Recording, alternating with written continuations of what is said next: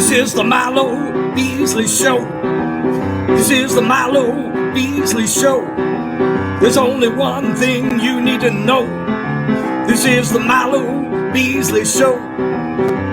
And now, here's your host, Milo Beasley. And welcome to the Milo Beasley Show.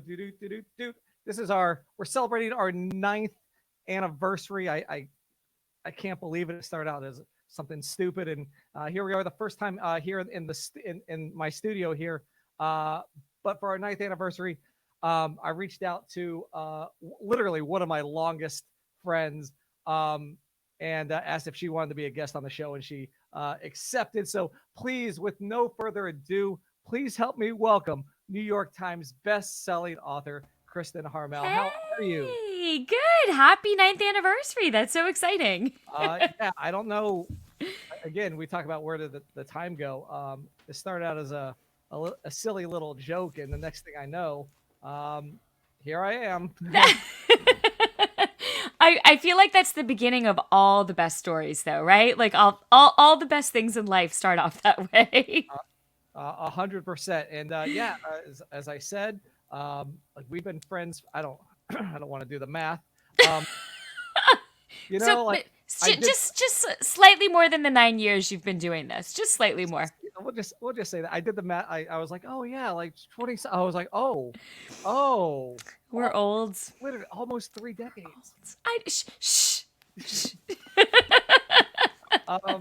Yeah. So I think the very first time I met you while we were in school together was at this Mu Alpha Theta Math Honor Society math elite quiz thing. Do you remember this? No, because I feel like I've just always known you. So like, I don't think I'm surprised that there was an actual time that we met, because it just seems like you've been in my life for as long as I can remember. We did the Mu Alpha thing, and we got just slaughtered. That's the way it stands out to me so much. I will never, ever forget. And wait, it was like a competition with another school, or what? With other schools, yeah. Oops. We got slaughtered, and I very competitive. I'm so competitive. I've had this grudge against these other schools for X a number of years because, that's how competitive I am. That is so funny. I don't even remember, but I believe you. That sounds right. That sounds right that we got slaughtered. It was in a very comical way too. Like it was like I couldn't like it. Anyway, I'm so glad to be chatting with you. I'm so glad you're here tonight as my guest. And you have some very important news. I mean, you've obviously already broken the news on, but next week-ish, June 6th, right? Yeah. Yes. There's this tell us book. About it. What's this going book on coming out? Yeah, my latest novel, The Paris Daughter, comes out on June 6th. So, this is like oh, beautiful. Look at you. All right. So this is like number 15 or number 16 or something. I never know how to count because there have been like novellas, and it's all very confusing. But it's my 15th or 16th book, depending on how you count. And I'm excited. It's my first new one out in about 2 years. And it's been a crazy couple of years, and I'm looking forward to hitting the road and going on tour for it and just talking about it. It's going to be a lot of fun. So was this book a product of pandemic writing? Sort of. This is probably more the one I wrote in, like, this is probably a book I wrote in late 2021 through mid 2022. So my pandemic book was probably the previous book, which is The Forest of Vanishing Stars. So this is the one I really wrote during the summer of 2020. So it's about a woman surviving alone in the forest. And I think that lonesomeness was probably, kind of from my real life. But this one is a return to Paris. I've written several books set in Paris before. I lived in Paris in my early 20s. Just not that long after you and I were in high school together. But Paris just has a big piece of my heart. And so this is another book set during World War II, but it's also partially set during 1960 in New York. So it's a little bit of a departure for me too. So yeah, it's So fun. what is it about Paris? Because I've had good experiences and I've had crazy experiences in Paris. So what is it about Paris that made you fall in love with it? I mean, it is, the city of love after all, but and then want to set your books there. Well, A, we're going to have that conversation offline because I feel like now I'm going to need to hear about your crazy experiences in Paris. But B, yeah, Paris just really the time I spent living in Paris, I think, was very much a turning point in my life. It was the year after college. It was, or was it? Yeah, I think I was 23. It was the year I started writing my first novel, and it was the first time I had ever really stepped off that fast track. Like I'd always been so oriented toward, you have to keep moving toward the future. What are the things you want for the future? You do this, do this, do this, do this. And that's exhausting. That's an exhausting way to live. And had been the way I had been living. I mean, I got my first journalism job when I was 16. I worked all through college. We had the same job. We had the same job. We wrote sports for the St. Petersburg Times. Yes, isn't that crazy? Oh my God, small world. Yes. But yeah, so that was kind of the first time I slowed down and stopped and smelled the roses, so to speak, and realizing that I could do that and continue to still move forward was kind of this life-changing revelation for me. So Paris really changed my life, but I was also really struck while living in Paris by the amount of Parisian history I didn't know, and particularly World War II history. I had always been so interested in World War II. I'd really been super into Anne Frank, like into the Diary of Anne Frank, when we were like maybe 13 or 14. I had been so moved by that, so inspired by that. I always gravitated toward World War II history. But then living in Paris, I couldn't believe how much stuff had happened, like literally on the street that I was living on, that I had never heard about, that, I had no idea. I just did not associate it with civilians in Paris. And that sort of set me on this path to begin researching the war in Paris and to begin feeling like if I don't know these things, I think other people might not know these things too. And that was the beginning. I wrote my first World War II novel. Gosh, I probably wrote it in 2009 or 2010. It came out in 2012. But I've been doing this for a long time, and I keep coming back to Paris, the city I love. And there's something incredibly compelling to me too as a storyteller about that contrast between this beautiful city of light that we know today, Right. and all of the dark things that happened there that we maybe don't know about. So there's just that light and dark combination that's very interesting to play with, I think. And I think it's one of those cities that people don't necessarily have to go there to Yeah. know, because with multimedia, with movies and Yeah. books and everything, there's been so much recorded or written or shown about it where people are like, yeah, they can put themselves there. Yeah. If you were to set a book in Spain, it would be different. If you were to set, a book somewhere else in Europe, it might be a little bit different. Whereas Yes. people go, oh, yeah, Paris. Well, it's interesting. I'll tell you, my last book, The Forest of Vanishing Stars, was set in the forests of eastern Poland. And to me, it was such a compelling story. I was really proud of the story of that book. But I found that in a lot of cases, people didn't pick it up with the same feelings in mind. It just didn't resonate with people in the same way, and I think that had to do with place. Like, I think there's just automatically that bridge in your mind to Paris, because we know Paris, we know what it represents, we know how we're supposed to feel about it, and it feels familiar, I think, to us. Now, you mentioned you wrote your first book there, and it has your first book had an interesting title. How in the title, what was it?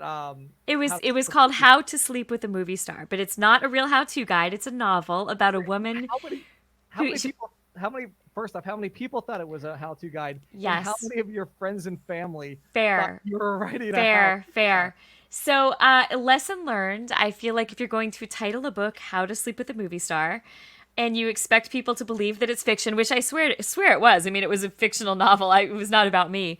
But you really should not make the main character a small blonde magazine journalist if you yourself are a small blonde magazine journalist. So, lesson learned. And in fact, I remember there was an article about me in the Gainesville Sun, which I had gone to the University of Florida, and so I was so thrilled because I'm like, oh my gosh, like the paper of the town that my university was in, they're doing this article about me. And it began by saying, Kristin Harmel claims she's never slept with a movie star. And I was like, but I haven't. It's not a claim. Like, it's true. It was very upsetting.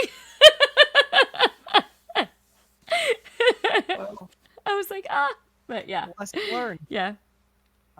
Lesson learned. Lesson learned, exactly.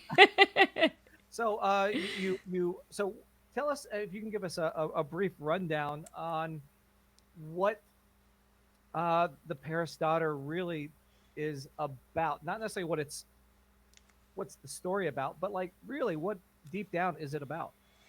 Well, so the quick pitch I'm giving about it is I would say it's two mothers, two daughters, an Allied bomb that falls where it shouldn't in the suburbs of Paris, two families torn apart, and then a storyline that picks up in 1960 New York, where mysteries of the past are suddenly brought back to the surface, and these two mothers sort of hurtle toward this conclusion that changes everything. So that's kind of the elevator pitch in a nutshell.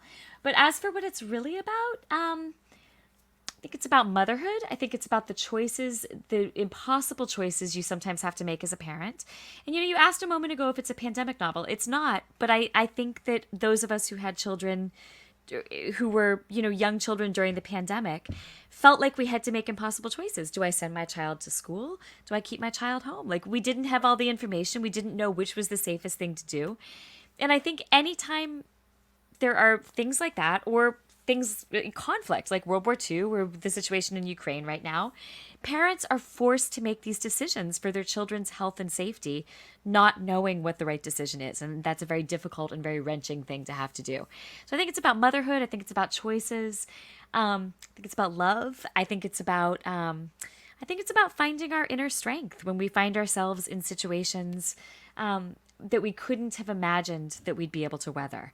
And I think my books tend to be about that idea that ordinary people find the ability to be extraordinary in the midst of darkness. I think that is true of all of us, and I think it's one of the reasons why World War II novels still tend to resonate. I think it's that idea and that constant reminder that in the times of greatest difficulty, we can dig deep within and not only find our way to the light, but find the way to be the light for others. And I think that's important. I think that's a piece of this book too. That's fantastic. And that's a great way to, I think, there's an elevator pitch and then there's you. And I like hearing that you, what really inspired you to put your heart into this. What's it like opening that box for the first time and seeing that cover? You did an unboxing, but what is it like really opening that box and seeing that cover for the first Well, time? it's funny that you asked that today, because today I signed 360 books for a book subscription box, but they don't come to you in any kind of easy way. Like you just have to slit open there's 18 boxes right now sitting in my hallway. So you have to open one box of 20, take all the books out, sign them, put them back in, tape it back up, put the label on. So this is not a good day to ask me how I feel about opening boxes and seeing my book, because by box 18, I'm like, no, like, why did I write this book? But I'm kidding. It's amazing. I mean, to look at the finished version, and I can say this because I didn't really have anything to do with the cover. I mean, I have cover approval, and I can say, right, yes, I like this, yes, or no, I don't. But they always give me such great covers, and this one just knocked it out of the park. So I don't know if you can see, but this gold, it kind of, I mean, it's, yeah, and it's beautiful. It's like this beautiful embossed gold. And just to see and my name too is embossed in white. So it's just a really beautiful cover, and there's just something about physically seeing it for the first time before you have to sign 18 boxes worth. That's really even 15 or 16 books in, it feels really special.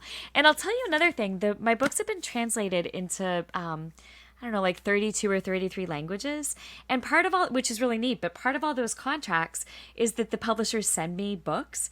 So, I mean, A, we've completely run out of space for books in our house. I mean, it's absolutely absurd. But B, that's special too, to open up a box that arrives on your doorstep and it's been shipped from Norway or Israel or, wherever. And it's a completely different cover in a completely different language. The Slovak cover, I can see it, but I can't reach it. In the Slovak Republic, they add ova to the last name. If you're a woman, it just signifies that you're a woman. So that was actually a very funny one to open for the first time because my name is Kristin Harmelova on those covers. So it sounds like my sniper name or something. I love it. One thing I want to get to now before we run out of time is a little thing that I like to call the frequently asked questions. Okay. These are going to be the same 5 questions that I ask to every guest on the show. Man, no okay. No wrong answers. The pressure's on. All right, question number 1. What was the first concert you ever attended? So, Paul McCartney. Okay. Thank goodness. Well, I shouldn't say thank goodness, but I'm is glad that was my first, because my first otherwise would have been the New Kids on the Block, and I have much more street cred, I think, being able to say Paul McCartney at Tampa Stadium, 1989, I believe. My son's first concert as well, so. Oh, yeah? Yeah. That's awesome. Last year at the Citrus, or is it Camping World, or whatever it's called. Oh, that's awesome. Question number 2. Do you believe in ghosts? I don't know that I believe in ghosts in the sense that they're, drifting around saying boo, but I do believe that there is there's a thinner line between this world and the next than we often think. I believe in signs from the other side. I'll say that. I'm not sure how I feel. I've never had like a thing. Well, I will tell you, when my best childhood friends, this is from when I lived in Ohio before I came to Florida, when my best childhood friend died, we were 24. And the day that I found out he had died in a car accident, I looked up at the sky and there was this rainbow in a completely bright blue sky. And that was our thing when we were little kids, was rainbows. So, I mean, I know that sounds silly, but like that to me felt like it was this little sign saying like, I'm okay. And I think from that day on, and that was a long time ago, but from that almost 20 years ago, from that day on, I've always felt like, okay, there's more beyond this than we know. I understand completely. I like that answer. All right. Question number 3 is a twist on a common question. In a movie about your life, who would play your parents? So I've always thought my dad looks like Richard Dreyfuss. So I think Richard Dreyfuss would have to play my dad. That's a good question. Who would play my mom? Maybe Blythe Danner. I just think she'd do a good job. She'd be a good pairing with Richard Dreyfuss. Let's go with Blythe Danner. That's a good question. That's a good one. I love this question because I feel like people, they're like, oh, well, this person looks like them, but sometimes they go, oh, well, this person acts like them, and then you actually get a feel for their parents. That's a really good point. Like who would play your parents? Who would play yours? I think my mom would be Susan Sarandon. Ooh, okay. And my dad, Christopher Lloyd. Oh, good. Who would play you? Who would play you in a movie? Oh, see, that one I haven't thought about. Yeah, no, yes, you have. Come on, you haven't thought about that? No. All right, you'll have to think about it. When you call me and tell me all your Paris exploits, you'll also have to tell me who will play you in the movie of your crazy Paris adventures. Question number 4. I love this question mainly because, I mean, it's kind of related to your first book. But who was your first celebrity crush? Well, when I was in like 4th grade, I was madly in love with the Beatles, right? But that wasn't really a realistic crush. I understood that they were significantly older than me, and at age 10, that was probably probably they weren't going to go for me. So really, my first real celebrity crush was Donnie Wahlberg of the New Kids on the Block. I mean, yesterday, today, and really forever. So I'm not ashamed. Your first and main. Yeah, it's your current. Current. And then my last question is my favorite question to ask anybody, and that is, um, throughout your life, you've had some experiences, but what has been that biggest fanboy moment where you met somebody, and you either couldn't speak or you spoke way too much? Um, I don't know if I've ever had a moment where I've like straight up embarrassed myself, but I would say that, gosh, that's a good question. I mean, I think one of the ones that was most meaningful was I was writing. No, actually, you know what? This was when I was working for a TV show called The Daily Buzz. And it was right when my first book was coming out. And I got sent to interview Sarah Jessica Parker, who was Carrie Bradshaw from Sex and the City. And I had watched Sex and the City every single day by writing that, while I was writing that first book. Like, it was my inspiration. It had kept me afloat. And so I guess I don't know if I would call it a fanboy or fangirl moment, but I basically told her like I'm a huge fan, and I said, I watched this every day while I was writing my first book, and my book's coming out in just a couple of weeks, and I brought you a copy. So maybe that is kind of fangirling, because I was like kind of dorky. I shouldn't have brought her a copy of my book for an interview. But she took it, and I remember like my heart just pounding, like, oh my God, is she gonna like say something that's gonna make me feel terrible? And she said, "You wrote a book?" And I was like, "Yeah." And she was like, "I'm so proud of you." And I was like, "Carrie Bradshaw's proud of me." It was a very exciting moment. That's fantastic. What a great story. What a great story. Our time is almost up. I know you're busy. By busy, I don't just mean like tonight. Like, you are busy. I mean, look at this. Yeah, this is nuts. And do you know, I don't know, like, do you know I'm recovering from cancer too? So, like, I'm going on this trip after, like, I literally just finished radiation therapy, like, a month ago. I'm not feeling like myself yet. And look at that. I'm gone for, like, 2 weeks. But I will make it work. It is all good, and I'm so excited about it. And I'm just looking forward to getting back to, like, some semblance of normal. And if you're watching this, you're like, oh my God, I can't find the dates. This is happening too fast. Don't worry. You can go to Kristin's website, right? Yep. Which is KristinHarmel.com. KRISTIN Harmel.com. And all my medias are yep. all the same thing, right?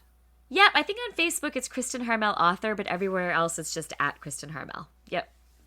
All right. And then you also, like, not only like you have your book tour, but you're doing a side quest, right? Yeah. You're doing a side quest with your podcast. Oh yes. Yep. So there are myself and 3 other authors, Christy Whitson Harvey, Mary Kay Andrews, and Patty Callahan Henry. We haven't been going for 9 years like you, but we've been going for 3 years. We do a Facebook Live show that also airs live on YouTube, and then it also airs as an audio podcast. Plus, we have a separate original audio podcast. We have 2 episodes a week.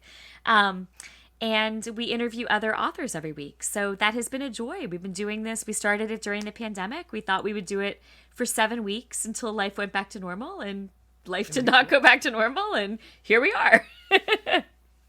But that's called Friends and Fiction. So you can find us on Facebook, YouTube, friendsandfiction.com, or wherever you find your podcasts. Well, Kristin, I just want to say thank you so much for hanging out with me and celebrating my 9th anniversary here. Happy anniversary. That's so exciting.